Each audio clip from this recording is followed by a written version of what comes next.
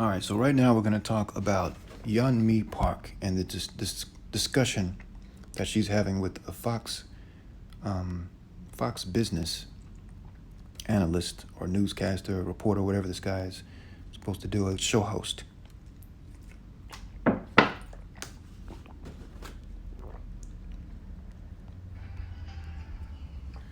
right, North Korean defector but now American citizen Yeonmi Park.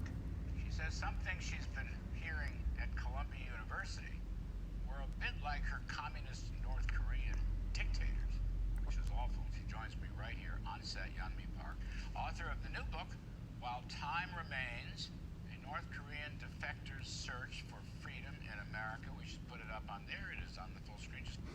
All right, so that's what's happening. This lady, Yeonmi Park, is having a discussion with this guy about her book. Now, she's using the idea of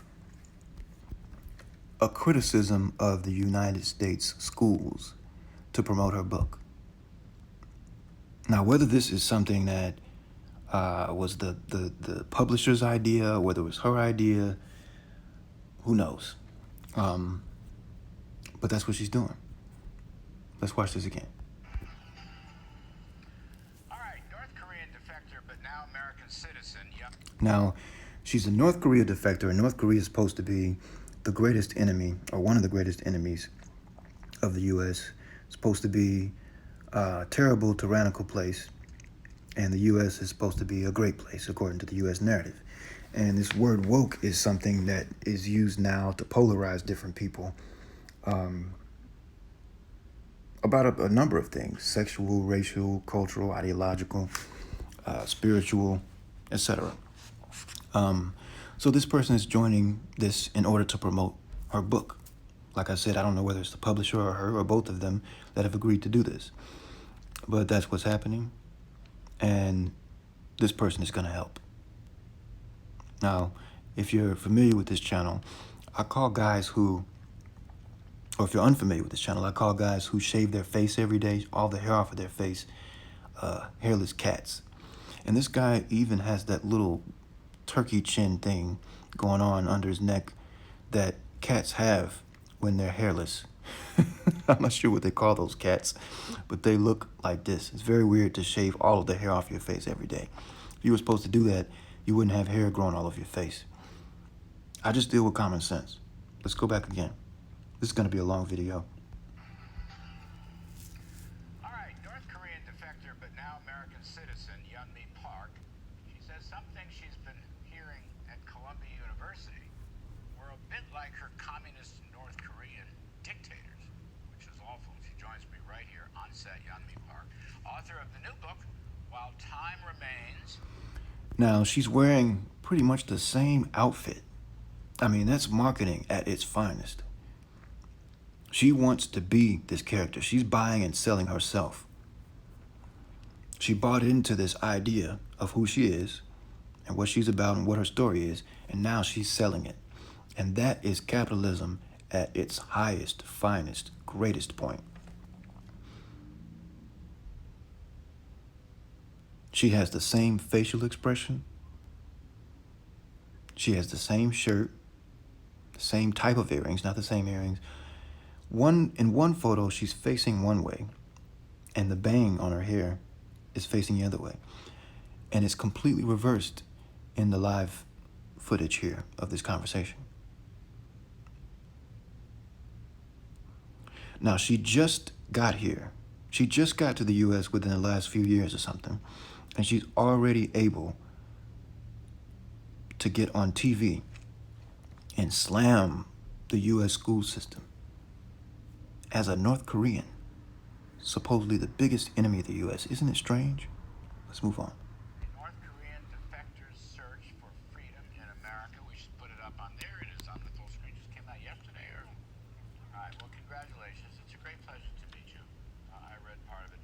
So, you're pretty tough on Columbia, and I'm sure rightly so. Just walk us back, though. You had a brutal past.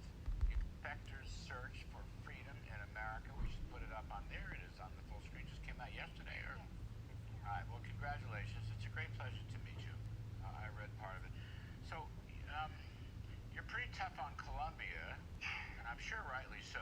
Okay, so he said he read part of her book, meaning he didn't read it. And then he says he's sure she's righteous in her criticism of Colombia. Now, he doesn't know who this person is. He has no idea who this person is, and he didn't read her book. So how could he be so sure that she's righteous in her criticism of Colombia? Just walk us back. You decide. You had a brutal past.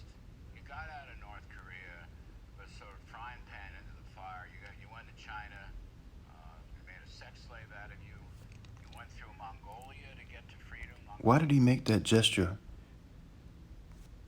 Why is he doing all this stuff with his hands as he talks about her life? It's as if he's signaling that he does not believe any of this stuff. And why does he make that gesture when he says sex slave? You know, this is all very sensitive, traumatic stuff to talk about.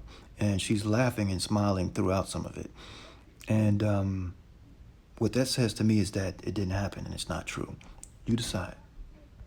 Colombia, and I'm sure rightly so. Just walk us back, though. You had a brutal past. You got out of North Korea, was sort of frying pan into the fire. You went to China. You made a sex slave out of you. What is that? You went through Mongolia. She's shaking her head and stuff. Mongolia is a very interesting country. She just keeps shaking her head like a fucking bobblehead. Man, this is weird. Free market country. Tell us just a wee bit about your past. Yeah, I was born in North Korea, and when I was 13 years old, we couldn't find any more dragon flies or grasshoppers. That's what I ate to survive. And at 13, I was. She says she ate dragonflies and grasshoppers to survive, and then she laughs. Now,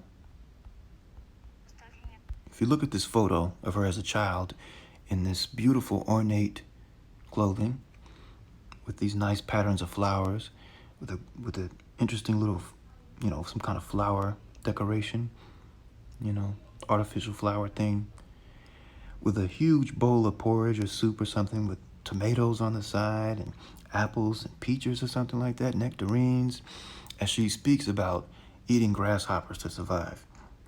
And we're not going to see any pictures of her past this point.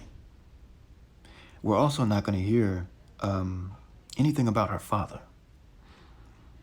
If she had a father, she likely would not be able to get used like this. And she very well may have a father who might have given her up, betrayed their family for some kind of privilege, just like this person is doing. And this is a very privileged person. And most immigrants do come here being set above a certain class of people. And she's going to express disdain, very thinly veiled disdain for that lower class of people in America soon. It's only a 5-minute interview, but let's go back.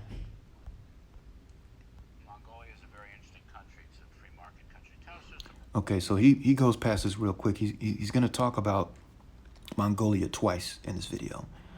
And both times he's going to call it a good country and an interesting country because it's a free market country. Now, the U.S. is a marketplace. I mentioned this in the last video about the so-called Tennessee Three and their stage play, political theater they're doing. And so the main principles, the trinity of the U.S. marketplace, the U.S. government, the U.S. lifestyle, comes from John Locke's writing, and it's interpreted it's interpreted in the U.S. documents, one of the famous U.S. documents, as life, liberty, and the pursuit of happiness. Life, liberty, and the pursuit of happiness. Now, we're going to be alive, and when they're alive, what they're saying is they want to be free to pursue happiness. Now, in America, and we're going to see as this person speaks, happiness is associated with capitalism. Happiness is associated with ownership and material wealth. People in America think they own everything. They think they can buy and sell everything, including themselves, as they're doing. They sum themselves up into these presentations of books and music and films, and they sell it. So People think they can own animals. They call themselves pet owners. They own dogs and cats and reptiles and fish. And they think they can own land. They fight over it. And that's not particularly American, but it's intense here. They even at certain points thought they could own people, and they still do it. It's just a very, it's worse now, but it's very hush hush. It's very veiled. There's a more efficient language in talking about that particular practice in the world and in the U.S., whereas they haven't developed in other countries a way of concealing that part of their society. So when we talk about the U.S. and when he talks about Mongolia and how it's a good place and all this stuff, he's talking about it being a free marketplace. And that's what they're talking about. Buying and selling, ownership and material wealth. Wee bit about your past. Yeah, I was born in North Korea, and when I was 13 years old, we couldn't find any more dragon flies or grasshoppers. That's what I ate to survive. And at 13, I was looking for a bowl of rice. So my mother and I escaped to China. As soon as I arrived in China, She said when she was 13, she was looking for a bowl of rice, and so she escaped to China. Isn't it ridiculous? It's utterly ridiculous. So they don't have any plants, any grains, any nuts, any bread, any animals, anything in North Korea. All of these other people in North Korea stayed. But she couldn't find a bowl of rice, nor does she have a father. She's not going to mention anything about her father. Is it suspicious? I think so. You decide for yourself. I saw my mother being raped. And then they sold my mom into sex slavery for $65.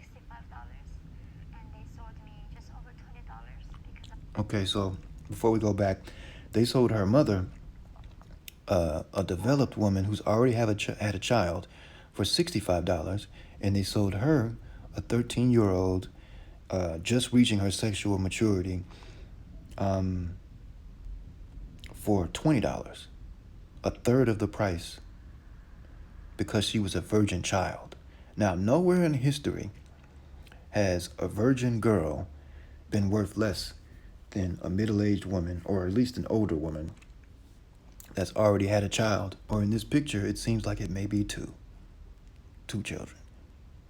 Let's go back. I saw my mother being raped. She saw her mother being raped. My mom into sex slavery for $65. So let's say this. Flies or So she's eating dragonflies.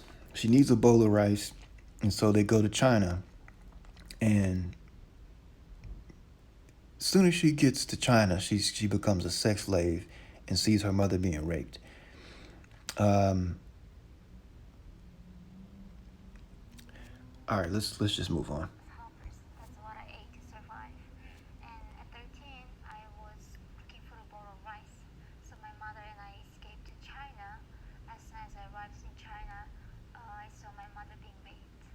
And then they sold my mom into sex slavery for $65. And they sold me just over $20 because Okay, I so was a child.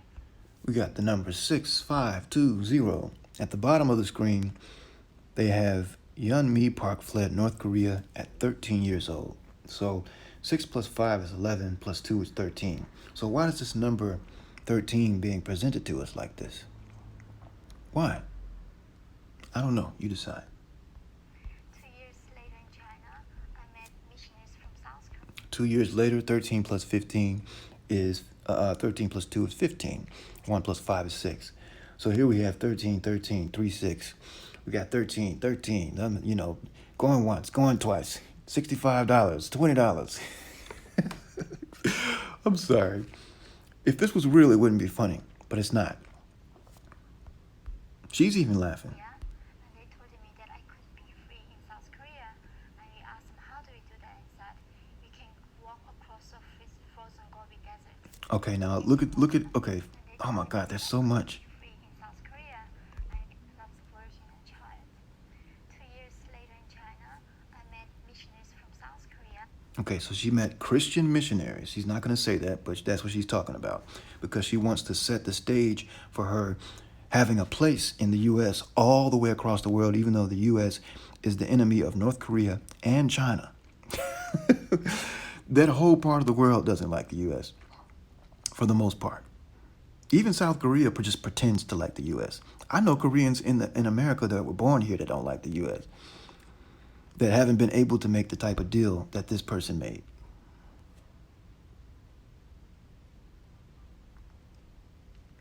But so she met these Christian missionaries, and they told her what? And they told me that I could be free in South Korea. And we asked them, how do we do that? And said, we can walk across a frozen Gobi Desert into Mongolia from China. So we did that, and by some miracle, I survived in the desert. So she acknowledges that this shit is stupid as hell. It's a miracle that she would ever survive in the desert after eating grasshoppers for the last 3 years, 2 or 3 years, and then being a sex slave and being abused with no father, and having to be saved by Christian missionaries.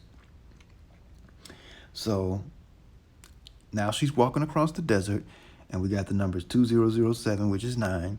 So we got going once, going twice, 13, 3, 6, 9, 3, 6, 9, 9, 6, 3. We got that going on for us. And from Mongolia, they helped me to go to South Korea. That's how I became free. So somehow God was looking after you. Yes. Really? He did. Check it out. So somehow God's looking after her, and immediately they cut to a photo with, a lurking Benjamin Franklin watching over them. And they have these wings over this guy's head. And this is going to happen at certain key points throughout this interview discussion thing, where these wings are posted over this guy's head. And you decide. I don't think it's an accident, but you decide. Now, she is sitting up straight. She's facing him. You can't see her face. She's faceless, but you can see his. And she is kind of paying very close attention to him. Let's not get ahead of ourselves. Let's keep going. It's a great story. You know, I don't want to dwell on it, but the Mongolian... He says, great story. Yeah, great story.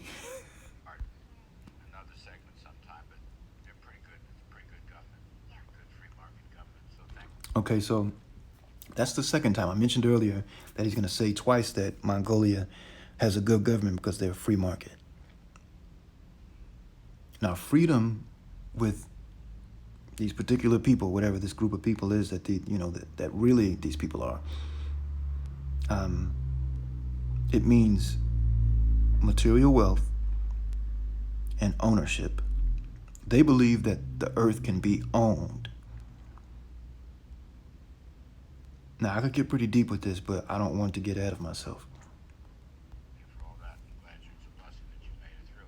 Now, in Colombia, you're writing, these kids want to be oppressed. They love socialism. They love communism. They complain about capitalism. They say it's the problem is white people. I mean, I didn't know it was that Colombia used to be a very good, school, higher education institution.